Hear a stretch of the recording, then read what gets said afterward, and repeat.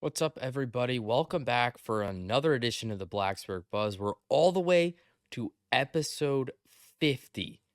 It's been a really fun first half of the year, being able to share some awesome Virginia Tech sports with you all. I want to thank everyone for listening. It's just been so fun for me, and I hope you all enjoy it as much as I do. Today, we're going to be talking about some Hokies in the MLB Draft. Five guys got picked up, and then one extra free agent signing just this week. So it's been very fun with the MLB draft and everything going on. A ton of buzz. I'm working in summer baseball right now in the Coastal Plain League. So I got to see a couple guys right when they were getting calls from the teams, right when they were getting drafted. It was so cool just to see, a few different players in that moment getting the phone call. Hey, we're looking to pick you up. It was incredible. Obviously, they're going to remember that for the rest of their lives. One of the biggest moments, probably the biggest moment of their career, but one of the biggest moments of their lives. And it was awesome to be able to see that happen in real time. Just, it's not something you get to see every day.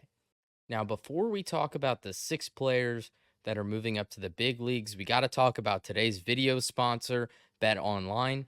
Bet Online is the world's most trusted betting platform and your number one source for everything online sports betting. Right now, you can receive a 50% free bet up to $250 on your first deposit to bet on anything from the Olympics to baseball to Formula One racing. BetOnline has every stat, every matchup, and even live odds and spreads while the games are being played. When the game's over, head on over to our online casino and get in on a game of blackjack or poker or unwind with one of our over 150 slot games. Head to the website today to get in on the action. Use the promo code BELIEVE, that's BLEAV, for your 50% free bet credit on your first deposit up to $250. Bet online, the game starts here. So there were five guys that got drafted and one additional free agent pickup from the Virginia Tech squad last year. It was Carson DeMartini, Wyatt Parliament, Eddie Micheletti Jr., Jordan Little, Christian Martin, and then Brady Kurtner was the guy that got picked up as a free agent. He was in the draft last year, actually, went round 12, pick 336 to the New York Mets, but he decided not to sign and come back for an additional season with the Hokies. So obviously he can't get drafted again, and it's no wonder Kurtner got a free agent signing. He was dominant. He was a great pitcher for us, and if you've already gotten drafted, there's a good chance that after not signing and going next year, he was going to get picked up at some point either way. So no real surprise there. But first, let's talk about Carson DeMartini. We'll go in order of the guys that were picked. He was the first one out of the group. Round four, pick 130 to the Phillies. He's the ninth player since 2020 drafted from Virginia Tech in the first five rounds of the MLB draft, which is absolutely huge. I mean, you're talking about going in those first couple of rounds. That's a big deal. DeMartini, he went even lower than a lot of people were projecting, especially before the season. A little bit of hype around him. He had a great year last year in his sophomore year, and, expecting some big things from him. He didn't quite keep that batting average up where you'd want it. He was a little bit down in some categories offensively, although some he just blew his other numbers out of the water. But being a preseason projected ACC second or third team guy, depending on the source, he didn't make that cut this year. And like I said, with that batting average dropping and Virginia Tech struggling to win games later in the season, he did drop a lot more than some were projecting. You know, they were thinking further up in those first three rounds. Sometimes, depending on who you ask, pretty high up in the draft, not like a top 10 pick, but he was pretty far up there. He was on the Golden Spikes watch list as well. So we were expecting some huge things from him. Obviously, he was still a great player for Virginia Tech. You got to give him a nod for that. He had a good year, but it wasn't quite as much as it was hyped up to be. He started off really well, just like everyone at Tech did, and then kind of slowed down a little bit. His batting average dropping from the year before was probably a key factor in that. And then, like I said, just Virginia Tech having a tough time winning games. His average went down 54 points, down to 269, which was the lowest out of the 100 or more at bat players on the team. 269, that's not a bad batting average. That's not terrible at all. But considering it was 54 points higher than that the season prior, that's a pretty big fall off. On the other hand, though, like I mentioned, there were a few categories where he blew his previous numbers out of the water. He's now the ACC era home run king for Virginia Tech. He had 21 homers this season, 12 doubles, 3 triples. That's 36 extra base hits combined, 672 slugging. His bat was what made him a great prospect. Everyone at this level can play solid defense, and it's kind of tough as that being something that really pushes guys over the top. But man, DeMartini can swing the bat, and if that's what a down year looks like, you're going to get picked up pretty early. He's a great player. He's shown that for multiple seasons that he can play at a very high level in one of the best baseball conferences in the country. He had a great year. I mean, even if it wasn't as good as the last year, we were expecting him to get picked up pretty early, and he did just that. The fourth round, huge congrats to him. That is an awesome accomplishment in his career headed to the Phillies. I still think he probably should have got picked up a little bit earlier, but it is understandable. And with Virginia Tech struggles this season, probably weren't going to see guys get drafted quite as high as we expected initially. Second guy taken off the team was right-handed pitcher, the junior Wyatt Parliament. He went in the 7th round, pick 211 to the Yankees. 2 seasons at Rutgers before Virginia Tech. He was a starter for a good portion of the year, but only started 3 games after March concluded, which were Wake Forest, Georgia Tech, and Duke. 10 games started, 15 appearances. He had the second most innings behind Brett Renfro, who was probably the best VT starter that the team had as a freshman. He had a great season. He's probably going to be a pretty high round pick as well in one of the next couple of years. So definitely we'll have to be on the lookout for that. But Parliament, a 7.63 ERA, 4-3 record, 43 hits, 37 earned runs, 13 walks, and 59 strikeouts. That's a pretty good ratio. He did give up quite a few homers, but that Wake Forest series was brutal for the home runs just in general. So obviously that's going to hurt your numbers a little bit. I mean, that team can rake. Nick Kurtz, crazy strong bat. Seaver King as well. He got drafted very high. I believe he was 10 to the Nats. Not a pick that I'm a fan of personally, but he does have a pretty solid bat. So a couple of guys that most likely added to Parliament's homer total a little bit. But you got good stuff when you're getting picked up in the first 10 rounds or just getting picked up in general. 211 to the Yankees. Big accomplishment from him. Then Eddie Micheletti Jr., the senior outfielder. He went in the 8th round, picked 247 to the Blue Jays. He's actually the first Hokie drafted to the Blue Jays ever, which is, kind of an interesting thing there. He had an awesome season as a transfer from George Washington. I think he was the one of the most exciting players to watch on this team. He had a solid 311 batting average, 47 runs, 55 hits, 11 doubles, 12 home runs, which is tied for second on the team behind DeMartini, obviously, and 50 RBIs. In addition to those numbers, he had a 599 slugging, and he was only 2 points back of Ben Watson's team leading 466 on base percentage. So he had great numbers in really every category. When I was at the games, it always felt like Micheletti was coming in clutch for the team with a deep shot in a big moment. And I mean, not to mention, he might have the coolest nickname ever. Micheletti Ultra is pretty sick. How can you not get drafted with a nickname like that? I think he could be an exciting one to watch. He'll have to develop a bit more to make it up to the majors, which obviously that's the toughest part. It's hard enough being drafted, but getting all the way up to the MLB after, the minor leagues, that is a tall task. That's very difficult. He'll have to develop some for that, but with his season as a transfer, I'm not shocked at all he got picked up. He had a great year.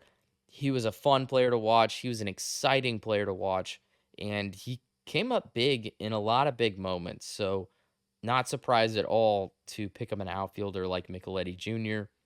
So, Micheletti makes it 3 years in a row where three or more Hokies were picked up in the first 10 rounds. They've really been developing some great draft talent the last couple of seasons. They're putting themselves on the board as a team to look out for, and, you know, pulling in recruits. That's huge as well when you're getting guys in the draft and also in high rounds in the draft. That looks really good to guys who are looking for a college because they see, hey, if this team wants me, I'm good. And if this team wants me and they can develop me into a draft talent, that really speaks to a lot of recruits very highly. The next guy that got picked up was a right-hander, Jordan Little, another junior. Round 15, pick 449 to the Cincinnati Reds. He played 2 years at ECU before going to Virginia Tech, mainly used as a short reliever, 25 and two-thirds innings on 21 appearances. It averages out to about an inning, but he also had quite a few 2 or 3 inning games, depending on the situation and how his performance was looking. A few really tough games where he let in a bunch of runs on a few batters, drags up his ERA quite a bit. It's at 6.66, but he has a team leading 7 saves as well. So clearly a guy where the team was comfortable relying on him late in the game in tight situations. That's important. Pressure only builds as you get into higher levels. And if you're comfortable going to a guy in those big moments and 7 saves, he's getting the job done in those big moments. Obviously, that's going to look good to a bunch of different teams up at the next level. You want guys who can perform when it's a close game at the highest level. They can pull through in big moments, and Jordan Little did that.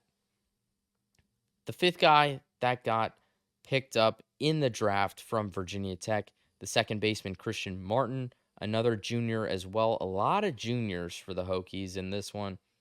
Round 18, pick 531 to the Cardinals. He had 313 this season, 59 runs, 63 hits, 16 doubles. That's quite a few. 6 homers, 36 RBIs as well. He's not a big slugger, but he did slug 502 as a slugging percentage, and he had one of the best team on base percentages at 447. Christian Martin is very quick. He stole 7 bases on 11 tries, tied for the most on the team.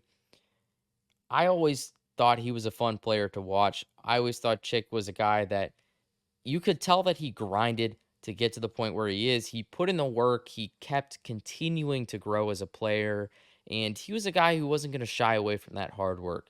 He looks at a challenge and he just takes it in stride.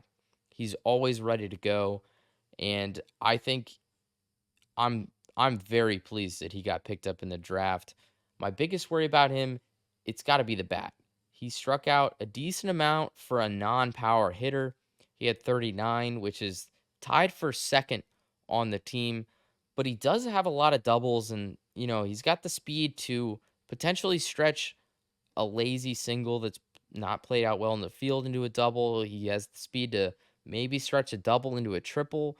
I think his speed is going to be a very important thing. It's one of the reasons he had such a good on base percentage is he's so fast. So when you combine that with the fact that he really does make pretty solid contact and does it consistently, but a little bit higher strikeout number, regardless, I'm really happy he got picked up. He was one of my favorite guys on the group. You could just tell whenever he was in the field that he he wasn't he wasn't just there. He wasn't a guy who you're going to have to ask twice to do anything. You could tell Christian Martin, he was always hustling out there. He was always putting in the work, working hard, and that showed a lot. And I think that's one of the biggest things about him getting picked up is you can see that he's willing to put in that work and teams recognize that. He's a hard worker and he's a great ball player as well. Why not take a chance on him?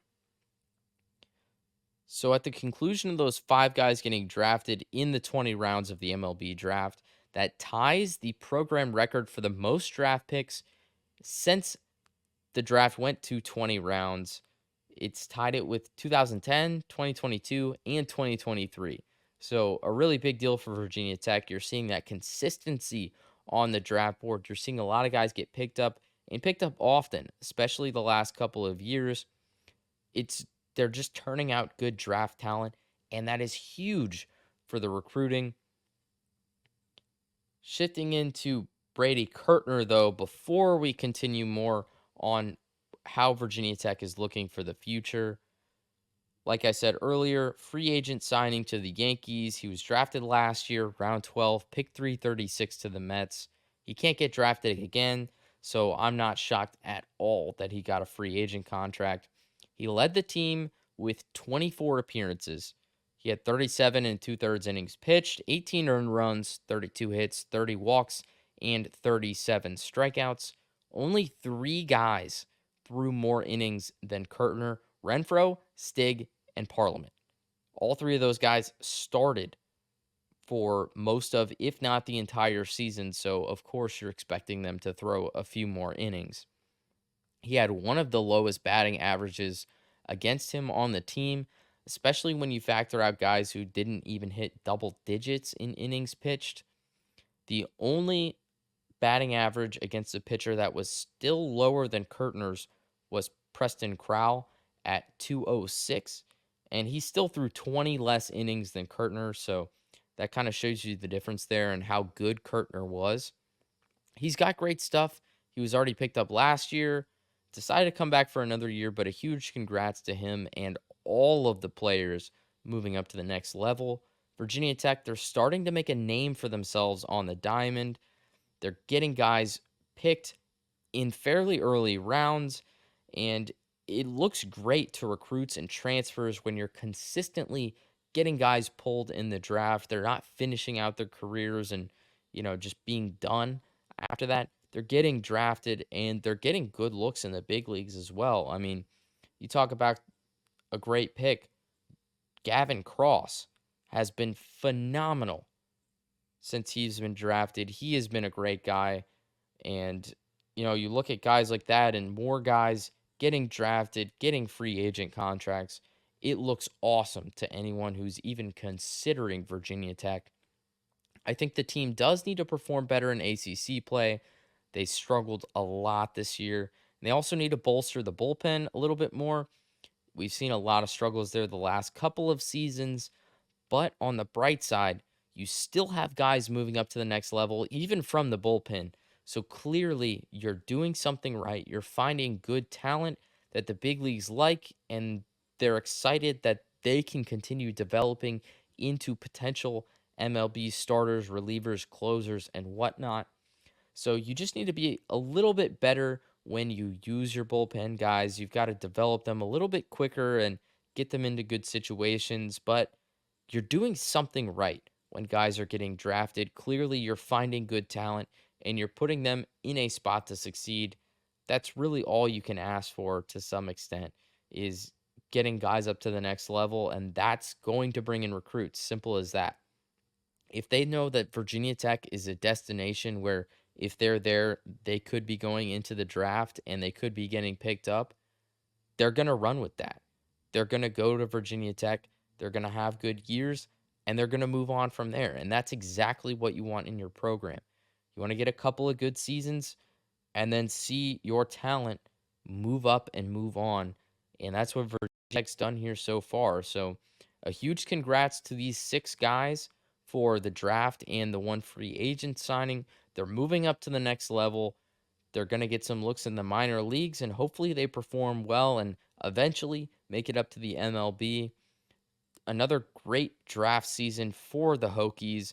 It's been an exciting one. It'll be tough rebuilding the team once again next year, but if this track record doesn't speak for itself, I think we're going to find some good guys to fill out the ranks, to fill in the starting lineup. And I think we're going to have another decent season. Hopefully, they can be a little bit better than they were last year, especially late in the year.